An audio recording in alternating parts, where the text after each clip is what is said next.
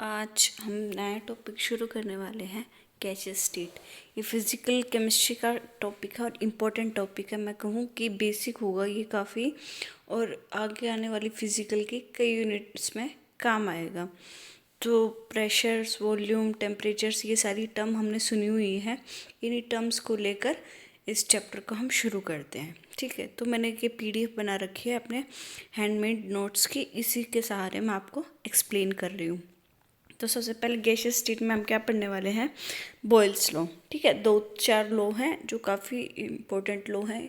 मैं कहूँ कि डायरेक्ट 1 नंबर का क्वेश्चन आ जाता है इनके रिलेशनशिप के बीच में, इनके ग्राफ को लेकर।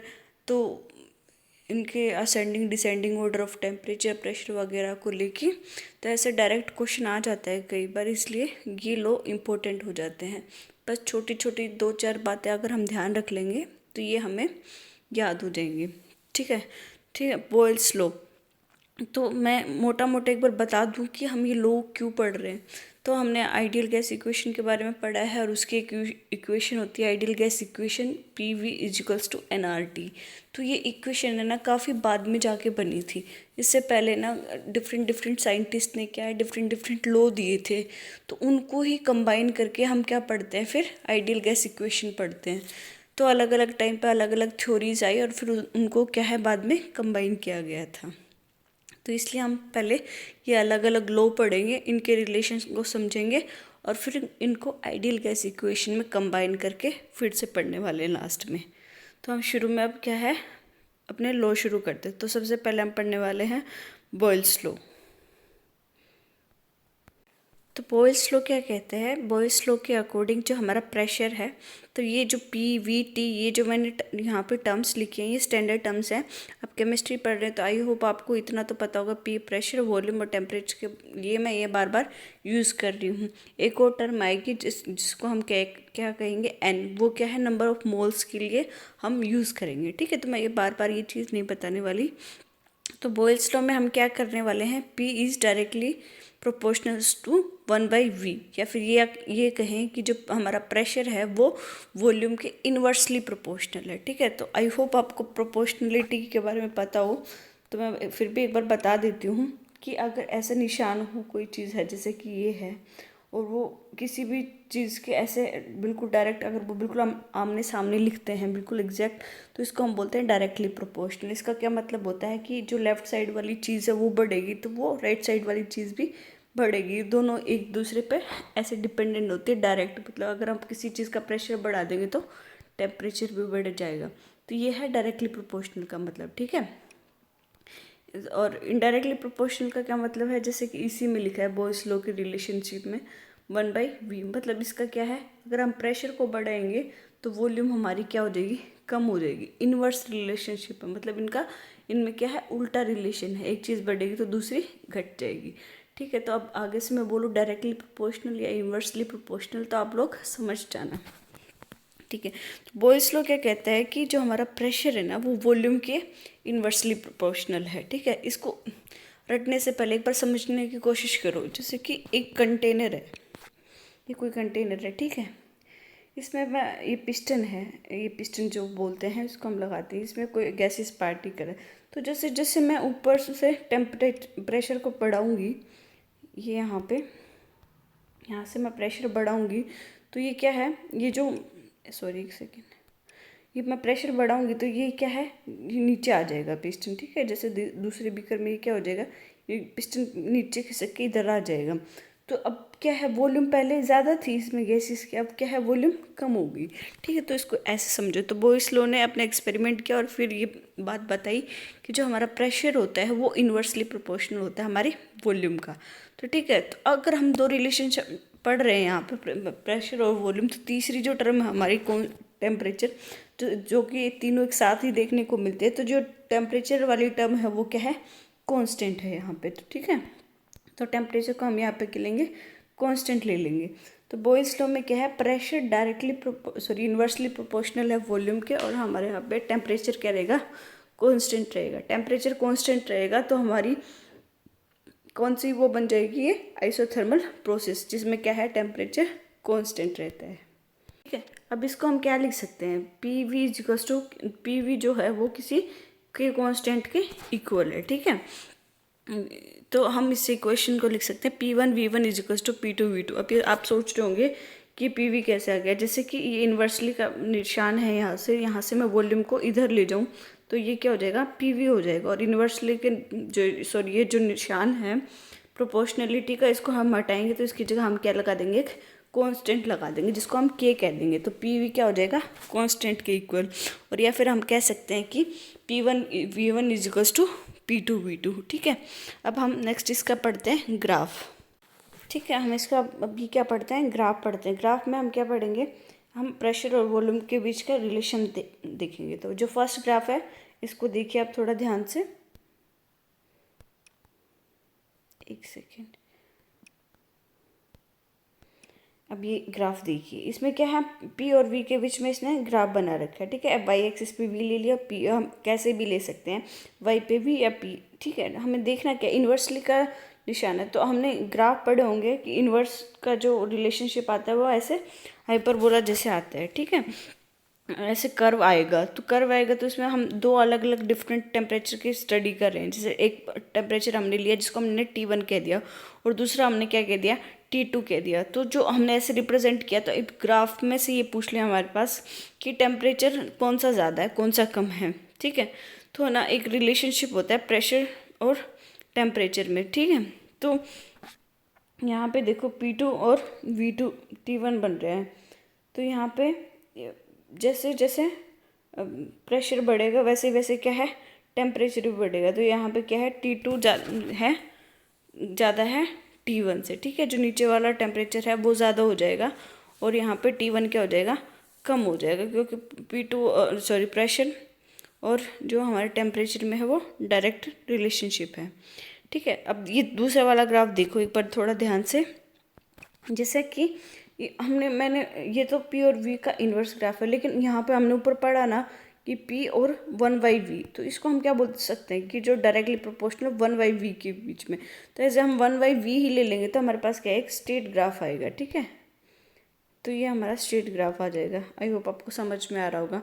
और पीवी को हमने ऊपर पढ़ा, जैसे कि इसमें पीवी क्या है, कांस्टेंट के इक्वल। तो पीवी को अगर किसी प्रेशर या किसी वॉल्यूम के साथ, या प्रेशर ले सकते हैं वॉल्यूम के साथ, अगर हम कोई ग्राफ बनाएंगे तो उसके हमारे पास क्या एक कांस्टेंट लाइन आएगी कि बार बार वही हमारे पास टर्म आ जाएगी।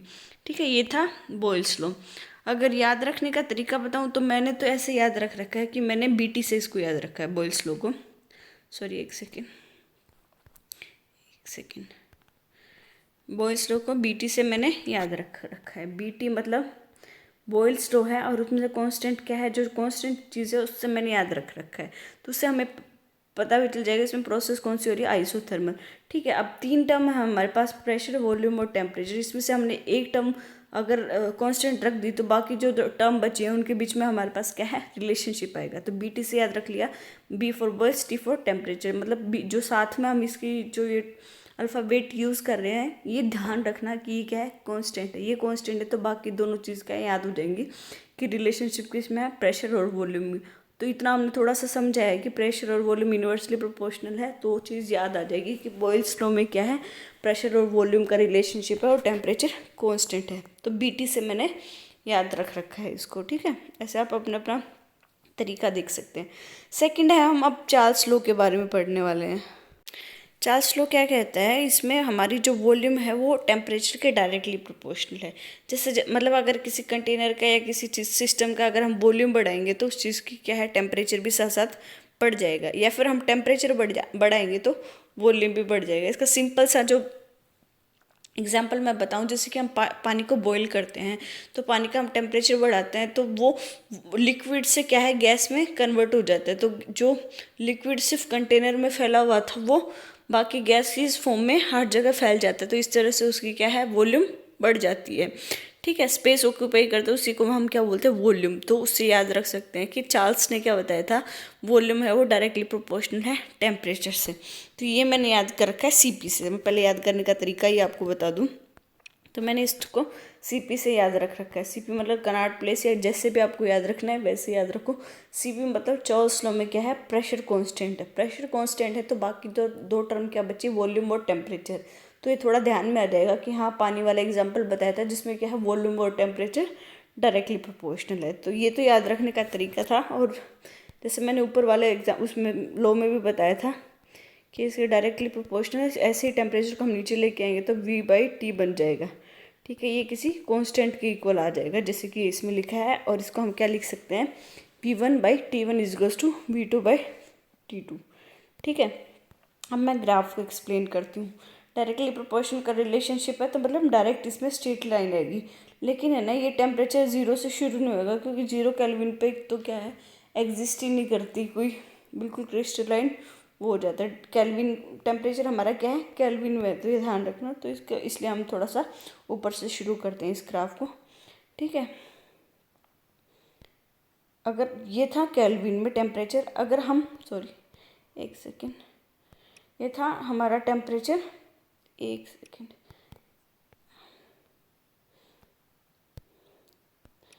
ये देखो ये हमारा क्या है टेम्परेचर यहाँ पे केल्विन है। लेकिन अगर हम डिग्री सेल्सियस में यूज़ करेंगे अगर हमारा जो टेम्परेचर, तो वो हमारा जो ग्राफ है वो थोड़ा सा वॉल्यूम के ऊपर से शुरू होगा क्योंकि उसमें क्या है कोई रेजिडुअल वॉल्यूम ज़रूर होगी, वॉल्यूम ज़ीरो नहीं होगी। डिग्री सेल्सियस हम लेंगे तो केल्विन पे तो जीरो वॉल्यूम चल सकती है लेकिन वो भी इतनी हम मेज़र नहीं कर पाएंगे, इसलिए उसमें डॉट डॉट लगा रखी है।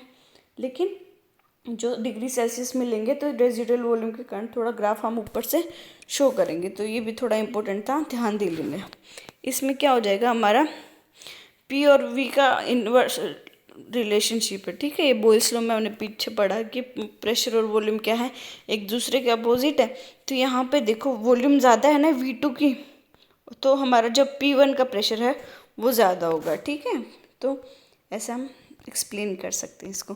तो इसमें हमने दो अपने लो कवर कर लिए हैं, इसको याद रख लेना BT और CP से। इस तरीके से याद रखोगे तो कभी नहीं भूलने वाले।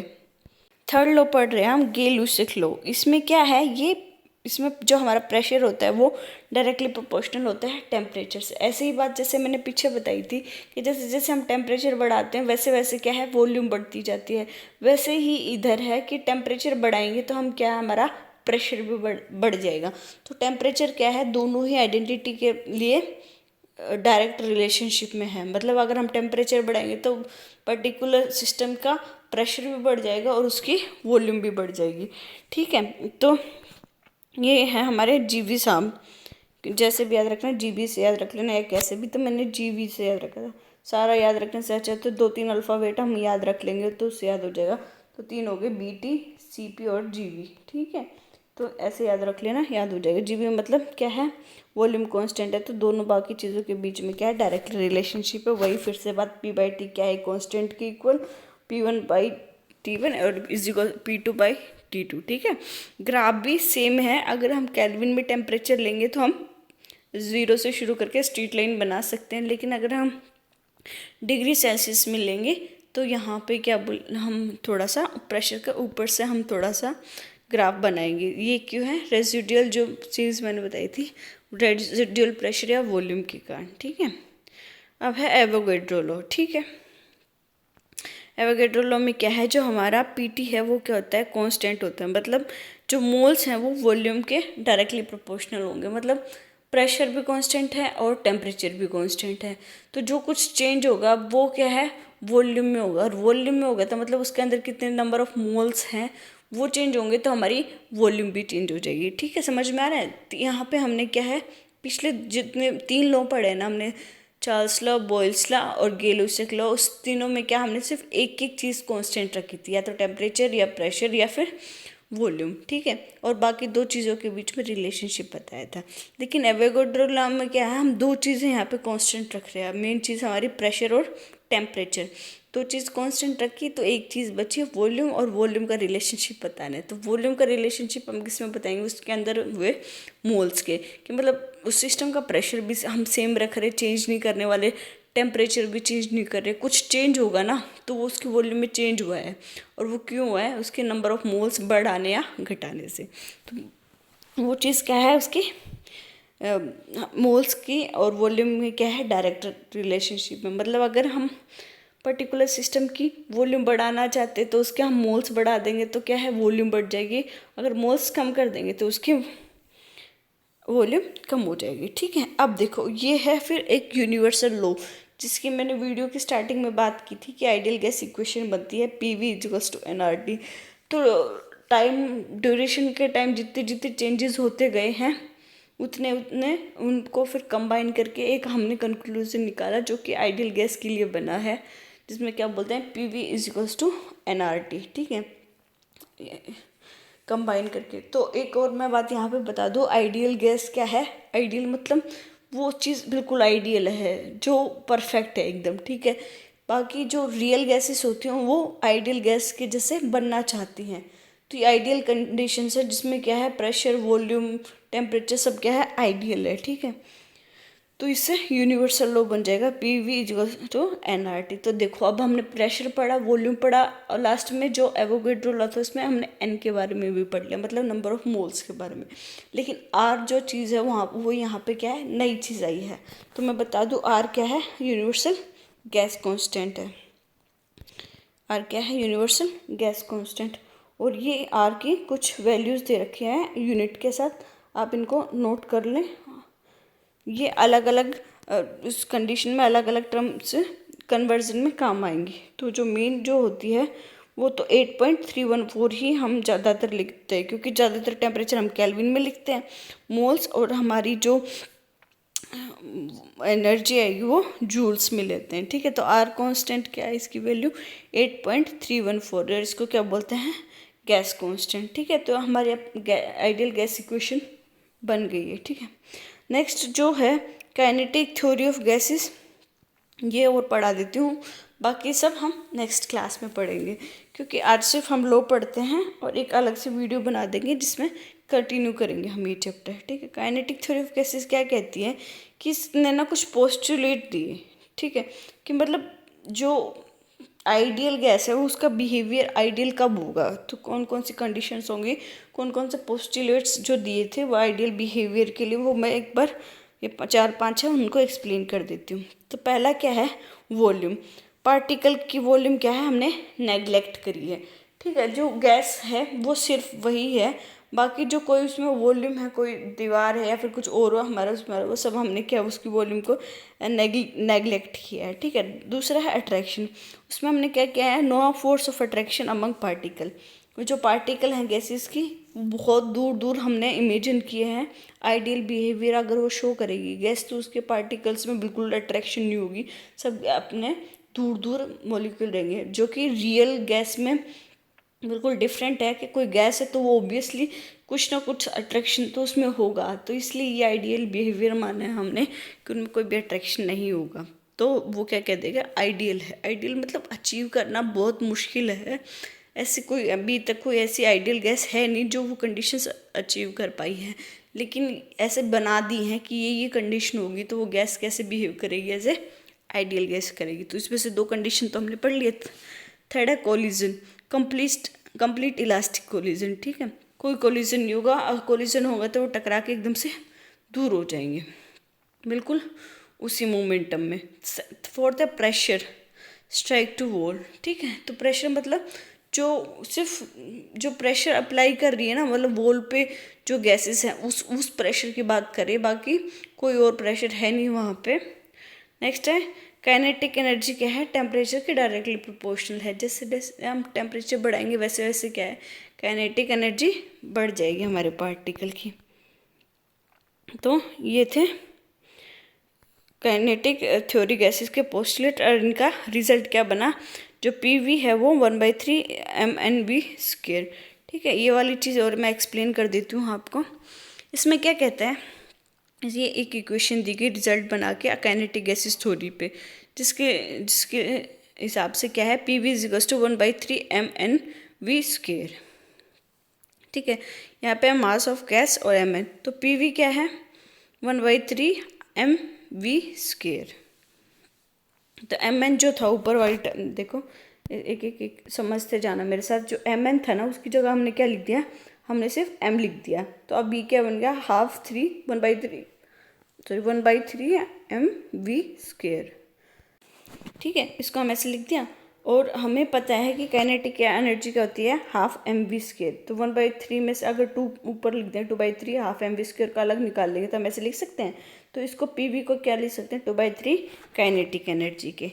ठीक है, और फिर अगर काइनेटिक एनर्जी निकालना चाहें तो 3 को इस साइड ले जाओ, 3/2 pv हम लिख सकते हैं। और अभी हमने पढ़ा pv = nRT होता है। 1 मोल के लिए अगर हम बात करेंगे तो pv की जगह क्या हमने यहाँ पे RT लिख दिया। इसको हम क्या लिख सकते हैं, काइनेटिक एनर्जी को भी 3/2 RT भी लिख सकते हैं। ठीक है, अगर हम सिर्फ ये था 1 मोल की अगर हम बात कर रहे हैं तो वो क्या बोलेंगे, काइनेटिक एनर्जी क्या हो जाएगी, 3/2 RT की इक्वल आ जाएगी। अगर काइनेटिक एनर्जी एक मॉलिक्यूल की हम बात करेंगे तो क्या आ जाएगी, 3/2 kBT। ठीक है, तो एक बार मैं फिर से बता देती हूँ कि जो काइनेटिक थ्योरी थी उससे कंक्लूजन निकाला गया 1/3 mnv²। सॉरी, ये हाफ मैंने शायद गलती से लिख दिया है यहाँ पे क्या आएगा, सॉरी v के ऊपर डैश लगा हुआ, मीन स्क्वायर वेलोसिटी है ना, तो वो इसलिए लिखा था वहाँ पे मैंने। तो mn की जगह क्या हमने मास ऑफ गैस लिख दिया, ये बन गया 1/3 हाफ mv²। इसमें से हम हाफ mv² निकाल देंगे क्योंकि हमें पता है काइनेटिक एनर्जी क्या है। तो बाकी क्या बचेगा, 2/3 of half mv²। Half mv² की जगह क्या लिख देंगे, काइनेटिक एनर्जी। और इसको रीअरेंज करके हम काइनेटिक एनर्जी के 2 फॉर्म निकाल सकते हैं, एक pv की फॉर्म में, एक RT की फॉर्म में, डिपेंड करेगा वो क्या दे रखा है। लेकिन अगर 1 मोल की बात करेंगे तो हम R लिखेंगे, लेकिन अगर 1 मोलिक्यूल की बात लिखेंगे तो R की जगह यहाँ पे हम क्या लिखेंगे, Kv लिखेंगे, जो कि क्या है R/NA। मतलब जो गैस कॉन्स्टेंट है, अगर उसको हम एवोगैड्रो नंबर से हम डिवाइड कर दे तो ये क्या बन जाएगा, बोल्ट्जमैन कॉन्स्टेंट। Kv को हम क्या बोलते हैं, बोल्ट्जमैन कॉन्स्टेंट। ठीक है, आज की वीडियो में बस 2-3 लॉ और इसको कंबाइन करके जो गैसियस थ्योरी बनी है, काइनेटिक थ्योरी, उसको मैंने एक्सप्लेन करा है। बाकी का चैप्टर हम कंटिन्यू करेंगे नेक्स्ट क्लास में। आई होप आपको क्लियर हुआ होगा। Thank you for watching my video. Please like, share and subscribe my channel.